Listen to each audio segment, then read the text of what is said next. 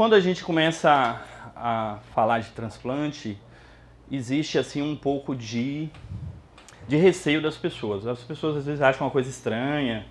Será que é algo como Frankenstein? Você tirar uma coisa de uma pessoa e colocar em outra? Algo assim, no Brasil ainda não tão presente em alguns estados como é lá fora. Mas eu vou dar um exemplo aqui do Nordeste, o Ceará. O Ceará tem um hospital lá, o Hospital do Messejana, e lá nós estamos fazendo uma pós-graduação em transplante. E quando nós vamos olhar os números do Ceará, desde o início da implantação do projeto até hoje, mais de 350 pessoas se beneficiaram do transplante cardíaco lá no Ceará. Aí você fala assim, pô, o Hospital do Messejana deve ter 20 andares, deve ter uma área construída assim gigantesca, deve ter uma infraestrutura enorme. E aí quando você vai lá, um hospital térreo, relativamente simples, e onde eles fizeram acontecer. Depois dessa lição do Messejana, eu vi que nós, cada um de nós, podemos oferecer o melhor e, diante das dificuldades, ter bons resultados. Então, o transplante é uma área que eu sou realmente apaixonado, é uma área que transforma a nossa maneira de lidar com a vida e com os pacientes. Para começar, eu trago essa pintura aqui, pessoal, que é uma pintura que mostra dois personagens famosos, Cosme e Damião. E Cosme e Damião, segundo a lenda, eles fizeram um transplante num religioso famoso da época, utilizando a perna de um guerreiro Zulu. Então isso em 300 depois de Cristo. 300 depois de Cristo. Eles já estavam pensando nessa possibilidade de transplante. Então, século 21, o que não é possível no transplante. Então vou mostrar para vocês um pouquinho de alguns dados e vou mostrar a história de alguns pacientes que nós temos e que nós acompanhamos lá no Hospital Ananelli. Vocês sabiam que um russo, no século 20, conseguiu fazer transplante em cães? E ele conseguiu, Léo, tirar a cabeça de um cão branco e colocar no cão preto, para provar que fez um transplante de cabeça. Se esse cão viveu muito tempo, a gente não sabe, mas se vocês botarem lá no Google, tá lá a foto do cão. Então, esse cirurgião russo, ele fez com que o transplante começasse a evoluir, né? Ele fez algumas descobertas e um brasileiro que nasceu em Niterói, filhos de ingleses, depois foi morar na Inglaterra. Ele foi um grande precursor, da imunossupressão, porque dois grandes pilares do transplante é rejeição e infecção. E esse brasileiro evoluiu suas pesquisas na Inglaterra, ganhou o prêmio Nobel pela Inglaterra, apesar de ser brasileiro. Então o prêmio Nobel saiu para a Inglaterra, seria o primeiro prêmio Nobel de Medicina do Brasil. Existem relatos de 800 a.C. de transplante de fazer enxerto de pele. Então, a história sobre essa tentativa de utilizar um órgão de outra pessoa que não mais estaria utilizando esse órgão para outra, ela já vence os séculos. Nos Estados Unidos, você tem uma proporção de transplantes que é muito maior do que no Brasil. Então, o Brasil está muito abaixo daquela quantidade que você esperaria. Esse aqui é um cenário mais atual. Então, você tem 2012 para 2015, você percebe que a quantidade de doação ela continuou estável, mas a fila de pacientes que precisam de transplante só fez aumentar. Aqui só mais alguns dados para não ficar muito cansativa a apresentação. Então aqui a quantidade por órgão, por exemplo, 85% de pessoas esperando um fígado, mas só foram realizados 63%. Coração, 40%, só foi realizado 12%. E aí quando a gente fala de transplante, a gente fala de morte encefálica. É muito difícil às vezes para os familiares e para alguns profissionais de saúde entender o que seria um processo de morte encefálica. Do ponto de vista legal, a morte encefálica ela já é uma morte.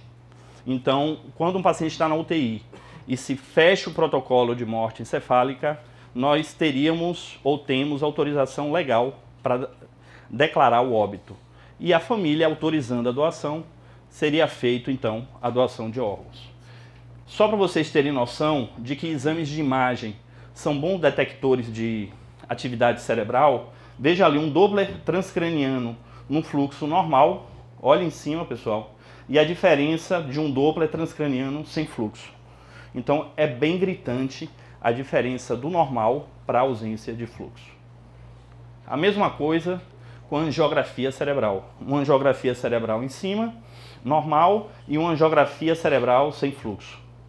Então o diagnóstico de morte encefálica ele está bem amadurecido, bem estabelecido, e não resta dúvida de que quando se fecha não há possibilidade realmente de se errar.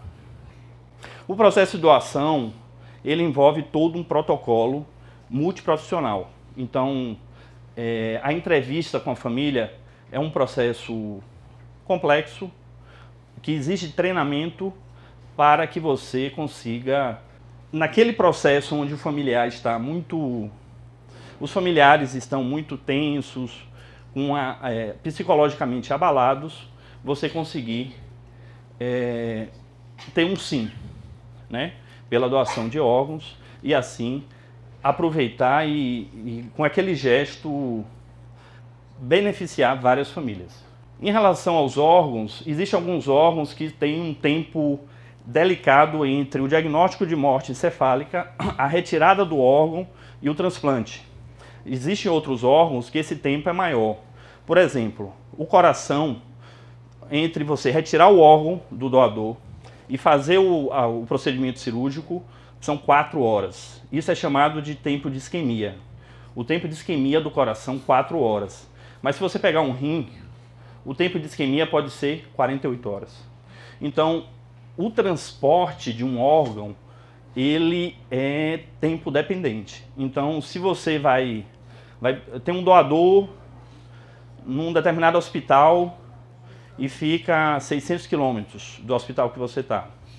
A logística, pessoal, para remover, ir lá, a equipe captadora, tirar os órgãos, transportar esses órgãos e realizar o transplante, ela é muito complicada. Eu vou mostrar aqui para vocês alguns exemplos, mas no caso do coração, ela é de 4 horas apenas. Isso é muito pouco quando a gente está falando de transporte.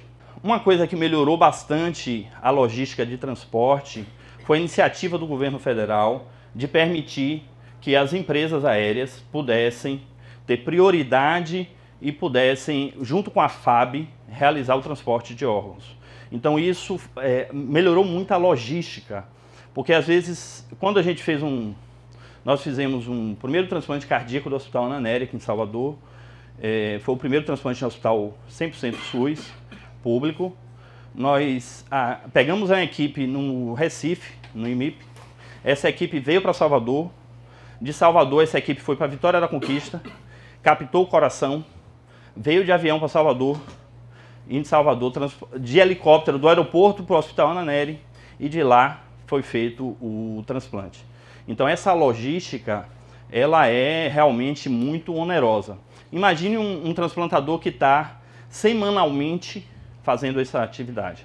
Então ele está se expondo ao transporte aéreo, geralmente às vezes um avião teco-teco, ele está pegando condições climáticas não muito boas, e assim ele está tudo em prol de salvar uma vida, né? Imagine uma equipe que está de janeiro a janeiro fazendo isso. Então é um processo de doação, é um processo realmente muito bonito e que vale a pena ser divulgado. Existe toda uma organograma do Ministério da Saúde em relação às centrais de transplante de órgãos. Existe toda uma legislação por volta disso. Mesmo assim, a gente às vezes tem dificuldades, porque a gente precisa captar, detectar possíveis doadores. Esses possíveis doadores têm que ser triados, tem que ser feito um processo de... Será que é quando eu aproximo aqui? Tá. Tem que ser feito um processo de avaliação correta, tem que ser feito um diagnóstico, né? Tem que aplicar um protocolo. Geralmente nesse protocolo para adulto um intervalo de 6 horas entre a primeira e a segunda avaliação, e num dos dois momentos tem que ser um neurologista. Associado a um protocolo, através de uma avaliação clínica, tem que ser feito um exame de imagem. Esse exame de imagem pode ser um eletroencefalograma ou pode ser um Doppler transcraniano. Então, aqui é a história, um pouco de história do processo de transplante no Brasil. Se vocês lembrarem que o primeiro transplante cardíaco no mundo aconteceu em 1968, por Dr. Barnard, na África do Sul. Foi a África do Sul pioneira. Ele fez um treinamento em cães nos Estados Unidos. O pessoal pensou que ele ia transplantar lá, ele foi para a África do Sul e falou: meu país é que vai ser o primeiro país a transplantar no mundo. E deu certo. E o segundo aqui no Rio, com o Dr. Zerbini. Então, um ano depois já tinha sido feito aqui no Brasil. A proporção de transplantes e de doação, ela teve um auge ao longo dos anos, mas depois ela voltou a se estabilizar. E a quantidade de estados no Brasil que transplantam estão mais concentrados no Sul e Sudeste. No Nordeste existem alguns estados que transplantam, e foi muito bonito, como eu já tinha dito a vocês, ver o estado do Ceará, em alguns anos, ser o líder em transplante cardíaco e recentemente líder em transplante de fígado, tudo no Ceará.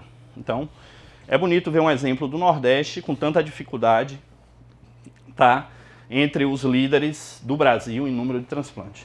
Existe também, pessoal, infelizmente, uma coisa chamada tráfico de órgãos, que é qualquer processo que envolva comercialização de órgãos. Isso é uma coisa que, infelizmente, ainda acontece, o mercado negro, né? Isso é uma coisa que tem que ser evitado, condenado, porque a doação de órgãos é um gesto de amor, é um gesto de pura doação. A gente não quer nada em troca, a gente quer, na verdade, ver uma pessoa se beneficiar com aquele processo. Então, nada de comércio quando envolve órgãos humanos. Aqui são os órgãos que podem ser transplantados. Você tem córnea, você tem os pulmões, você tem os corações, fígado, pele, osso, né? Rins, pâncreas. Então são os principais órgãos e tecidos que podem ser transplantados.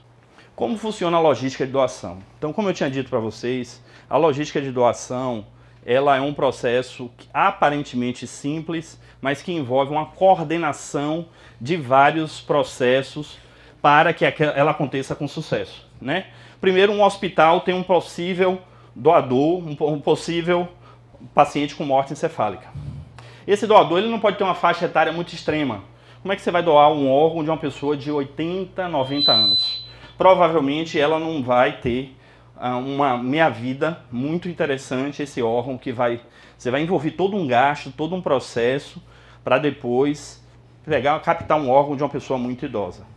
Se a pessoa estiver infectada, né, você vai avaliar um doador, está fazendo febre, está com sepse, choque séptico, leucograma estourado, usando antibiótico, também não vai ser um processo interessante pelo risco do próprio doador transmitir infecção para o receptor.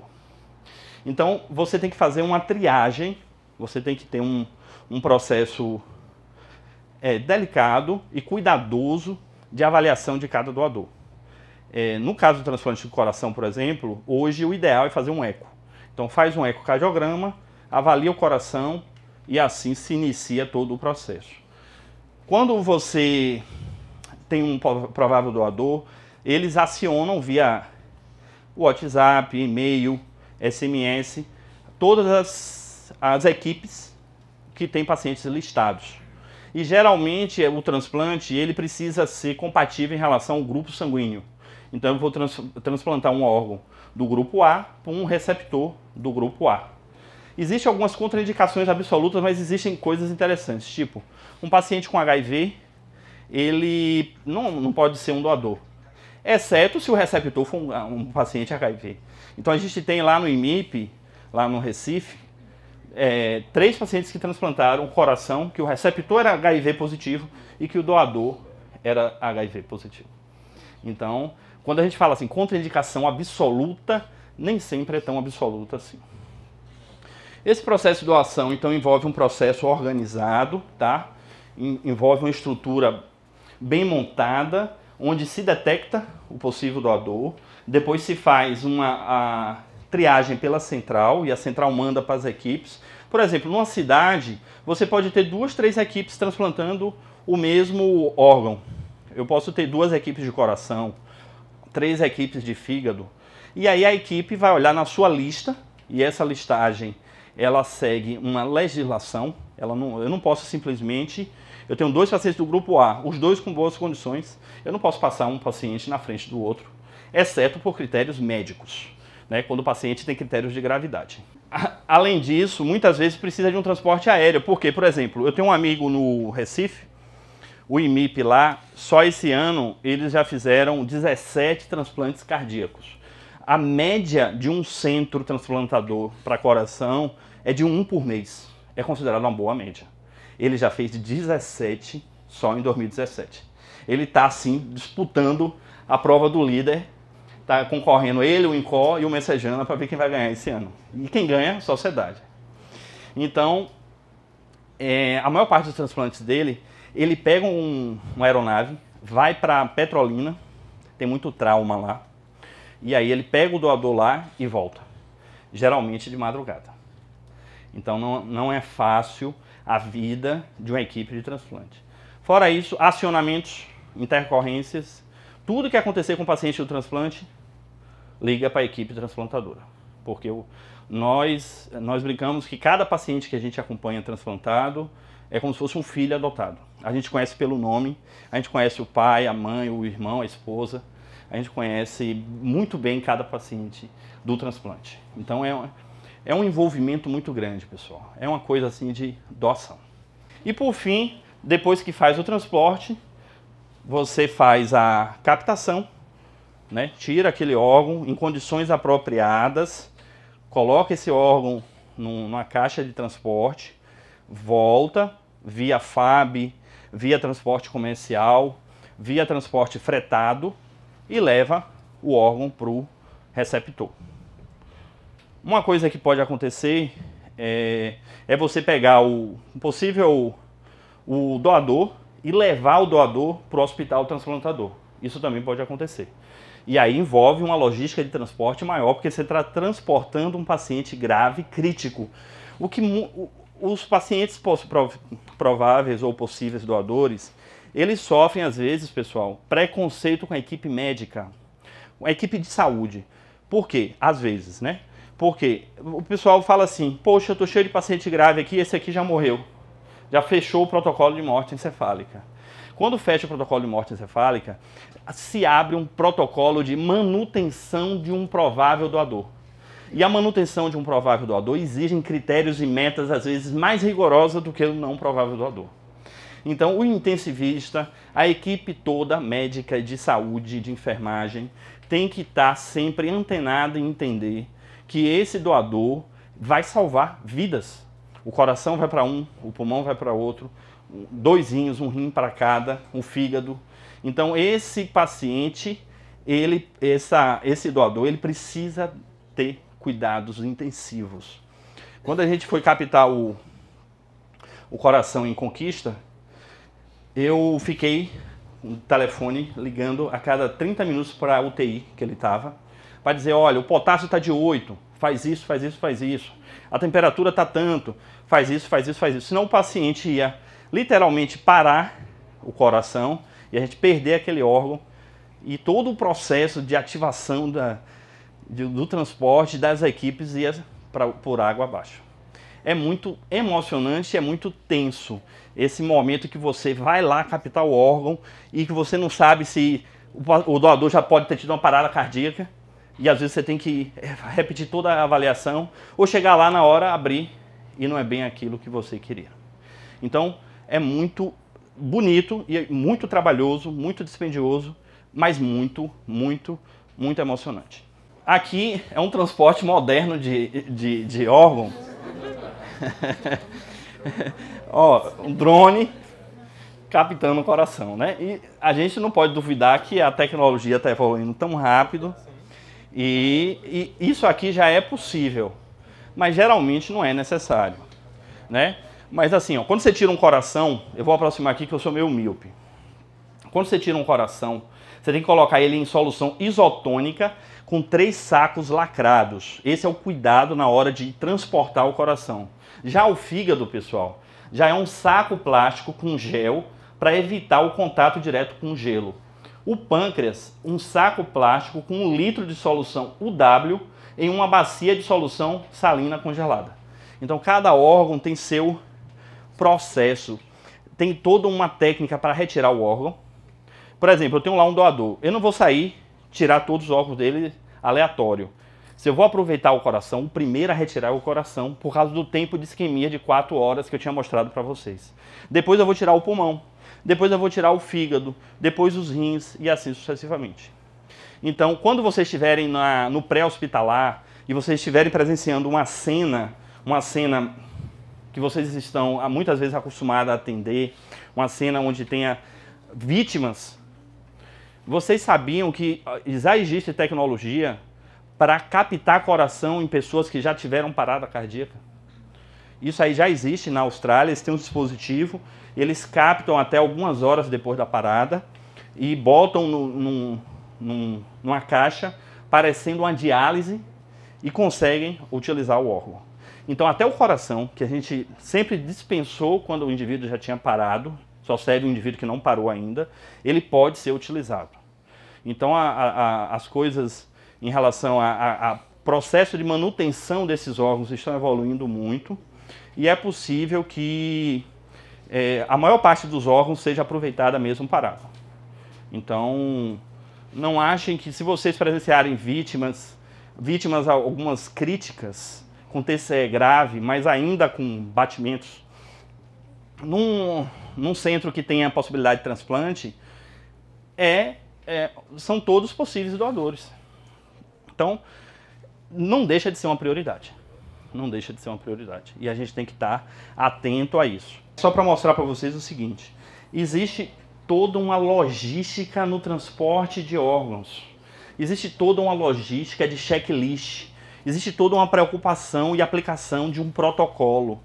E isso tem que ser seguido para quem for se envolver com o transporte de órgãos. Não é uma coisa assim aleatória, não é uma coisa simples. É uma coisa séria que exige todo um protocolo, tá? Então, até dupla conferência de material é importante ser feito. E aí, depois disso aqui, depois dessa introdução, eu ainda tenho quantos minutos, Léo? Tenho alguns ainda.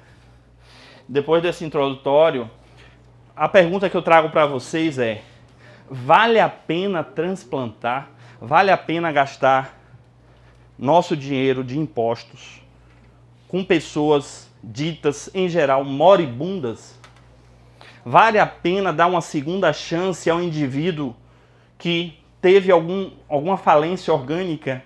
Vai lá saber como a vida determinou que um cidadão, aos 20 anos, iria ter um problema cardíaco grave, que outro indivíduo, aos 30 anos, iria ter um problema renal grave.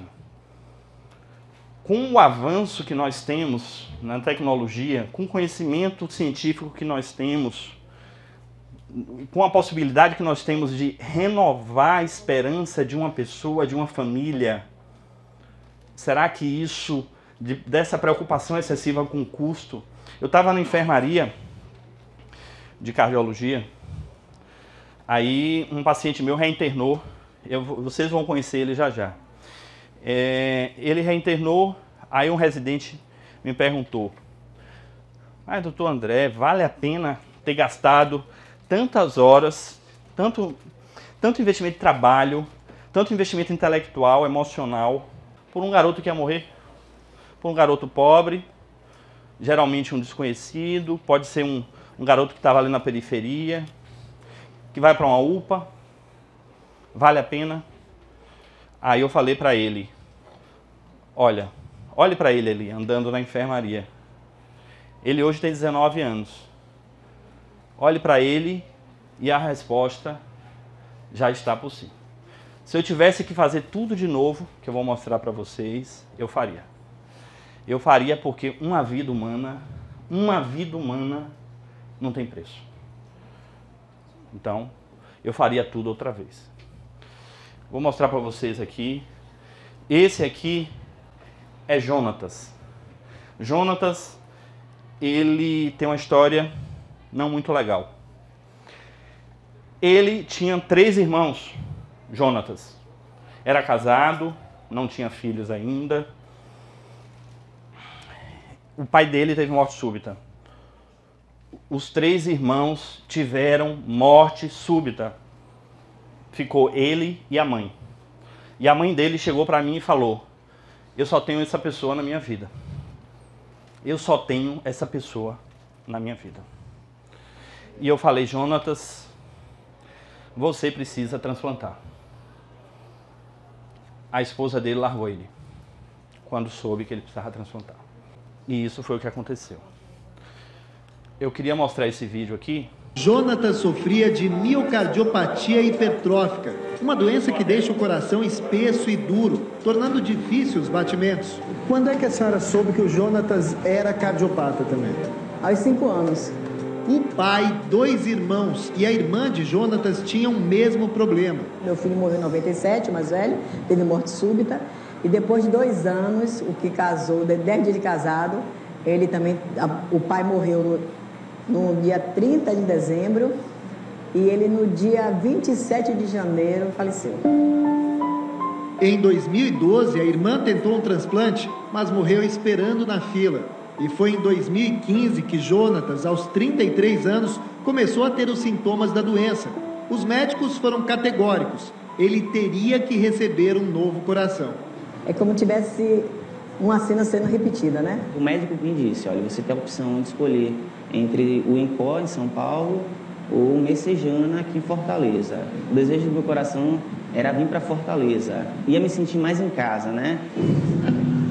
Antes da viagem, no entanto, um susto. Jonatas teve um derrame.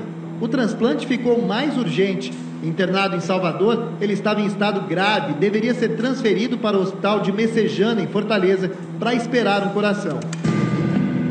Chegou lá, não tinha vaga. Foi levado para este hospital particular. É aqui que Elis trabalhava, mas a hora em que Jonatas chegou, não era o horário em que ela normalmente estaria por ali. Na saída, uma colega falou comigo: ô Elis, eu não vou poder vir amanhã, tu pode vir o meu plantão? Jonatas passou poucas horas na UTI e o coração, endurecido pela doença, ainda assim bateu mais forte quando viu a jovem cearense. Ela passou em frente ao leito que eu estava e naquele momento que ela passou, ela olhou para mim, sorriu para mim. Ali eu já senti algo. Não tinha outra opção. Era fazer ou esperar o pior. Eu fui indicado para fazer o transplante cardíaco. E após 3 meses, eu transplantei o coração de um rapaz, graças a esse gesto de amor e solidariedade que hoje eu posso estar aqui. Quando eu estava na UTI, eu me deparei com uma técnica de enfermagem. Eu me encantei por ela. Em 15 dias a gente começou a namorar. A Elis, né, que hoje é a minha esposa, somos muito felizes e a gente tem uma vidinha que tá vindo aí, a Sofia. Então, assim, eu sou muito grato a Deus pela vida da família que autorizou e disse um sim para mim.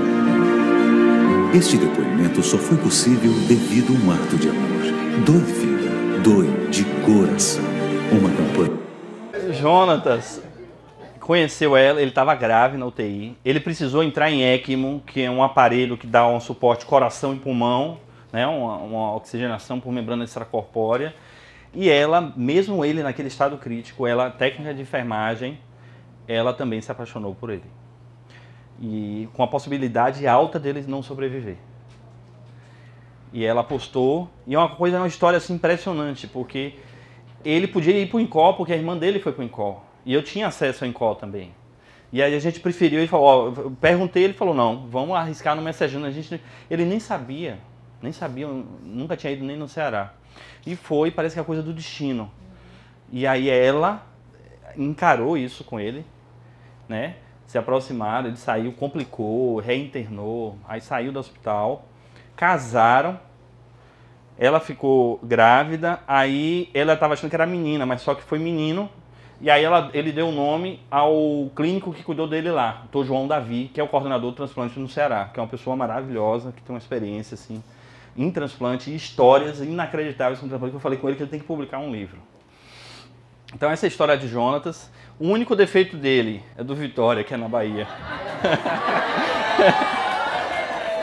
Aí, então tá aqui eles dois, mais um, é o Davi. Olha o Davi aí. Então, essa é a história do Jonatas. Esse segundo caso, vocês que que gostam do APH, do atendimento pré-hospitalar, esse caso é bem legal, pessoal. Vejam ali à esquerda, no seu canto superior, que ali é o avião do governador. É o Gran Caravan. Então ali é o avião do governador. Ali tem 2 UTIs móveis, uma da Central Estadual de Regulação, outra do SAMU. E ali dentro, à esquerda, eu acho que eu tô ali. Tô ali. E ali, pessoal, à esquerda, no canto inferior, tem um garoto de 17 anos chamado Jefferson. Jefferson é um garoto, até então, desconhecido. Um garoto pobre, da periferia, humilde, que foi atendido numa UPA, entubado, e eu estava viajando num feriado de Páscoa. No sábado, o pessoal me liga, ó, tem um garoto grave aqui, potássio de 8, precisa renal aguda, é choque cardiogênico, é uma inflamação no coração, uma miocardite.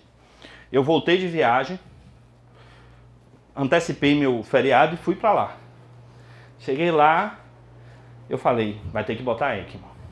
Estava em choque cardiogênico. Choque cardiogênico agudo e grave. A gente conseguiu botar uma ECMO porque não é contemplada pelo SUS. A ECMO dá suporte ao coração e pulmão e custa 20 mil reais. O que é 20 mil reais para uma empresa dessas que estão aí na mídia? Nada, né, pessoal? Nada. Para uma mala cheia de dinheiro? Nada. Infelizmente, o SUS não contempla uma ECMO. Então, até hoje, essa ECMO não foi paga. Mas o garoto teve assistência. Então, aqui à direita, pessoal, aqui está o avião. Aqui estamos na aeronave, rumo a Recife, no IMIP, 2015. Nós não fazíamos transplante cardíaco. Liguei, perguntei assim, ó como é a equipe de transplante, Léo. Alô, Fernando? Sim, aqui é André, eu sou da Bahia, tudo bem? Tudo bem. Você é o coordenador do transplante? Ele é. Tô com um garoto assim, assim, assim, assado. Tá em ECMO. Você consegue uma vaga pra mim aí?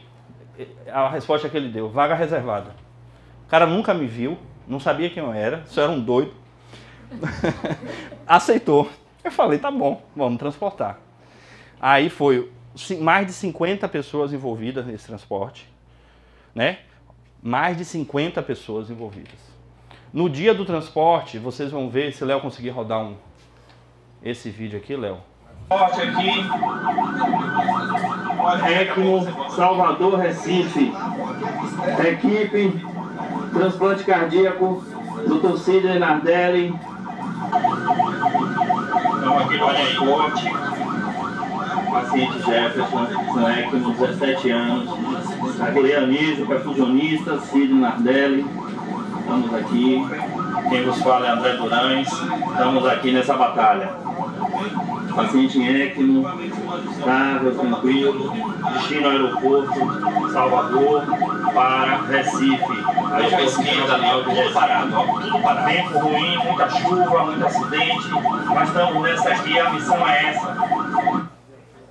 Então, hoje é dia 9 de abril de 2015, estamos aqui num momento muito delicado, muito crítico, mas é o resultado da união de várias pessoas, de vários órgãos públicos aqui do estado da Bahia. Estamos transferindo um paciente choque cardiogênico com suporte de ECMO para a cidade do Recife, do Instituto do IMIP, onde vai ser realizado o transplante cardíaco.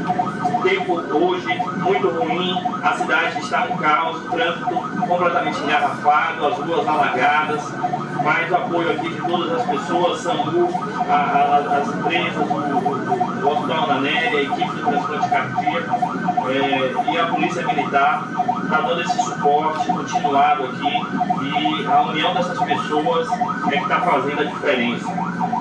Aqui é o paciente, ele está aí em ECMO, nosso amigo aqui Anísio, o perfusionista, nosso amigo Alicídio Nardelli, a equipe do SAMU, a equipe da... Aí é o transporte aéreo, só para ilustrar, e o tempo em Salvador estava realmente muito ruim. condições climáticas ruins, mas foi a oportunidade que a gente teve. Então a gente foi, eu fiquei com medo até de pegar o avião. Pegamos lá do GRAE, no grupamento da Polícia Militar, foi um apoio sensacional também do GRAE, todo mundo unido, né, por esse garoto. Transportamos, chegamos lá no Recife, eu conheci Fernando. Conheci Fernando, ele transportou o garoto em 48 horas e aí tá 45 dias depois ao garoto ali. Aqui, Capitão Solon, meu amigão do GRAE, ali assistente social Simone, a mãe dele, foi no voo com a gente. Esse é o garoto. E aqui, ontem eu atendi ele no ambulatório. Hoje é motoboy, entrega pizza, teimoso. Não segue a dieta, tá diabético, não segue a dieta, come pizza, tá namorando e quer casar já tá. E aí, esse garoto aí, depois a gente descobriu, o dia do transporte, pessoal, foi o dia do aniversário dele. A gente descobriu depois. Olha que presente ele ganhou no dia do aniversário dele. A vida tem umas coisas que dão lição a gente. É lição que a gente aprende com esses pacientes. Como é que a gente ia adivinhar que ele tem 365 dias para ser transplantado? No dia do aniversário dele, ele fez 18 anos. Então eu não transportei um menor. É importante ser dito. Esse é o trabalho, esse caso dele, a gente publicou na Revista Brasileira de Terapia Intensiva. Quem puder dar uma oportunidade, bota lá no Google um ECMO lá que vai aparecer. Até para a gente estar divulgando a ECMO. Aqui a gente mostra todos os passos para o transporte, todo o checklist que tem que ser feito, a quantidade de pessoas envolvidas, o bastãozinho de Léo aqui. Olha, transporte terrestre inicial 15 km, transporte aéreo 675 e depois do IMIP, do aeroporto, para o hospital do IMIP mais 10 km. Essa foi a quantidade de quilômetros que nós levamos um cidadão em ECMO. Se vocês tiverem noção, a gente foi o nosso segundo paciente em ECMO no hospital e a gente já fez um transporte que só uma pessoa no Brasil já fez e talvez com essa distância ninguém. Talvez ninguém no Brasil tenha feito um transporte em ECMO com essa distância. Até 2015, quando a gente publicou o artigo. Então, quando a gente está empenhado e dá uma de louco também junto, né? Porque se fosse hoje, eu ia dizer, rapaz, não sei se eu vou transportar, não. Aqui, o anátomo patológico mostrando a mastigota. Ele tinha miocardite chagásica aguda, que é uma situação também rara. E aqui é o ECMO, pessoal, só para vocês terem uma noção, ó, você pode ter a ECMO vena arterial, que você funciona uma artéria e uma veia e dá suporte de coração e pulmão, e a venosa, que é mais usada em pacientes com insuficiência respiratória, quando teve esse surto, essa epidemia de uma virose grave que deu SARA há alguns anos e foi muito utilizada a venosa. A experiência no mundo evoluiu tanto que hoje o pessoal usa a ECMO em parada cardíaca. Um cidadão parou ali no campo de futebol. O cara vai, tem um alemão que já botou mais de 50 casos. Vai ele, um ajudante e o piloto. Pousa no avião, o cara tá lá parado reanimando, ele vai lá, pulsiona jugular, pulsiona a carótida e bota em ECMO e leva para o hospital. Tem relatos, Léo, criança no Canadá, que lá tem muita hipotermia. Então, uma criança de 7 anos se afogou lá num lago congelado. 8 horas parado. 8 horas parado em hipotermia. Botou em ECMO e salvou. E eu assisti a aula do cara que fez isso. Rapidamente esse caso, já está finalizando. Esse é Cosme, foi nosso primeiro paciente aqui no Hospital Ana Nery. Chagas também, era dependente de dobutamina. Então a qualidade de vida dele teve um AVC e ficava com a bomba de infusão o tempo todo. Se desligasse a bomba, ele entrava em choque. Ele precisava de uma dose mínima de dobutamina. Esse era o coração dele antes do transplante. Aqui é pós-transplante. Aqui foi a logística que a gente utilizou, o pessoal do IMIP, que já faz um monte de transplante. Ali é igual o pessoal do Corinthians, não tem aquele grupo de loucos? Olha lá, ó. Eu falei, Fernando, vou fazer o primeiro transplante aqui em Salvador. Você vem? Ele, é para ir que horas? Olha lá a equipe toda. Pegou a equipe toda dele do hospital. Pegou um teco-teco, veio para Salvador. De Salvador foi para Vitória da Conquista, de madrugada. captou o coração e o pulmão, porque foi transplante de 2 pacientes, coração e pulmão, voltou para o aeroporto de Salvador. Do aeroporto de Salvador pegou 2 helicópteros, foi para o Ananeri, lá fez o transplante. E é uma sensação, pessoal, vocês precisam ver o paciente antes e após. Tem um caso, Dr. João Davi, que é um grande mestre lá do Messejana, ele tem várias histórias legais. Mas teve um caso, o paciente era casado, tinha já 3 filhos, evoluiu com insuficiência cardíaca, transplantou. Não conseguia mais ter relação sexual, transplantou. A mulher engravidou. Quando ele transplantou, melhorou. Beleza, não se cuidou direito, rejeição, retransplantou. Quando retransplantou, a mulher engravidou. 5º filho. E todos assim, um é João, o outro é Davi, o outro é Davi João, o outro é João Davi. João Davi no Ceará vai mudar a história do Ceará, de nomes. Quando chegou, ele evoluiu, ficou meio fraquinho de novo, a esposa procurou o Dr. João sozinha. Dr. João, pelo amor de Deus, não transplanta ele mais não. Que já estava com filho demais em casa. Então aqui para finalizar, só essa frase do Christian Barnard, que foi o grande precursor do transplante cardíaco no mundo, que deu uma dessa igual a gente fez, numa magnitude muito maior, e resolveu tirar um coração de uma pessoa e colocar em outra. Olha o que ele disse. Para um homem que está morrendo, não é uma decisão difícil porque ele sabe que está no fim. Se um leão persegue você para um leito de um rio cheio de crocodilos, você vai pular na água convencido de que você tem a oportunidade de nadar para o outro lado. Porque o leão está ali atrás de você. Se você fica, o leão te come. Se você pular no rio, o crocodilo pode te pegar. Mas se você atravessar o rio, você está salvo. Essa é a esperança, pessoal, que cada paciente do transplante tem. Ele está na reta final. Ele é moribundo. Ele está desacreditado por ele mesmo, pela família, pela sociedade. E o que é que esse mistério da vida que determinou que uma pessoa iria viver até os 30, iria viver até os 20, até os 10 anos. E o transplante é essa oportunidade que nós temos de dizer, não, você vai ter mais 5, mais 10, mais 20 anos. Então viver com transplante é viver com esperança.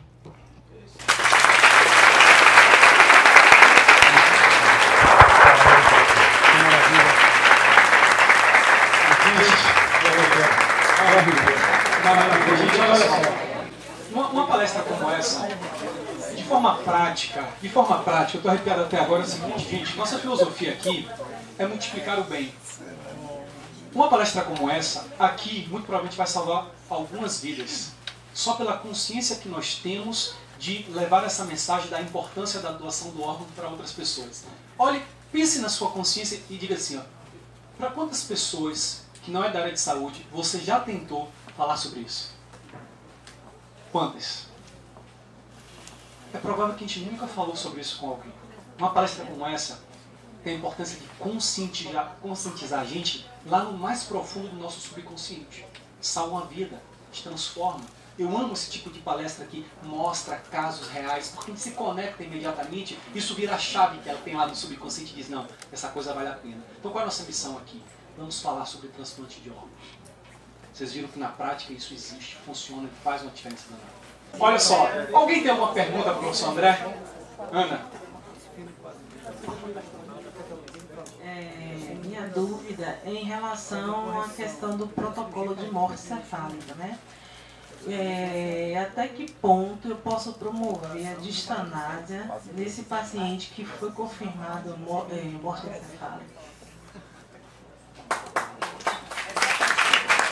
Excelente. Então, se você tem um paciente lá, provável morte encefálica, você vai ter um paciente que não tem reflexo de tronco, um paciente que está irresponsivo, em coma, que não tem uma causa aparente, reversível, e você abre o protocolo. Quando você fecha o protocolo, se não for doar, desliga os aparelhos e preenche o atestado de óbito quando fechou o protocolo. Você vai desocupar um leito de UTI, você vai cessar o sofrimento de uma família que sempre tem esperança. está com um paciente na UTI, um paciente com um quadro irreversível do ponto de vista clínico e médico, ou doa os órgãos ou desliga os aparelhos, porque do ponto de vista médico-legal é um óbito. Então, tem que ser feito, suspender o investimento, e é chocante na hora, mas não retroalimenta esse sistema de sofrimento. As histórias de famílias que doam são assim, muito acalentadoras. Você às vezes tem um familiar jovem, que é muito próximo, e de repente tem um trauma, uma bala perdida, esse mundo do jeito que está, essa violência do jeito que está. E aí você brutalmente perde aquele familiar. E todo mundo está no fundo do poço. E a gente, nessa pós que a gente está terminando lá no Messejana, a gente foi no hospital de trauma lá do Ceará. Um hospital enorme, só voltado para o trauma. E lá a gente conheceu uma enfermeira sensacional. Que ela tem uma sala onde ela conversa com os familiares e ela convive com aquilo ali diariamente. Imagine a pessoa estar no seu objeto de trabalho, conversar com o familiar sobre doação de órgãos. Sobre pessoas jovens que perderam a vida e os familiares estão lá em prantos desesperados. Então ela tem uma história de vida sensacional e ela conta muito dessas experiências. Então é uma coisa que, se alguém aqui passou, ter tido algum familiar que teve necessidade de detectar uma morte encefálica, não é fácil. Mas o lado bonito disso aí é que essa morte pode transformar-se em renascimento com a doação de órgãos.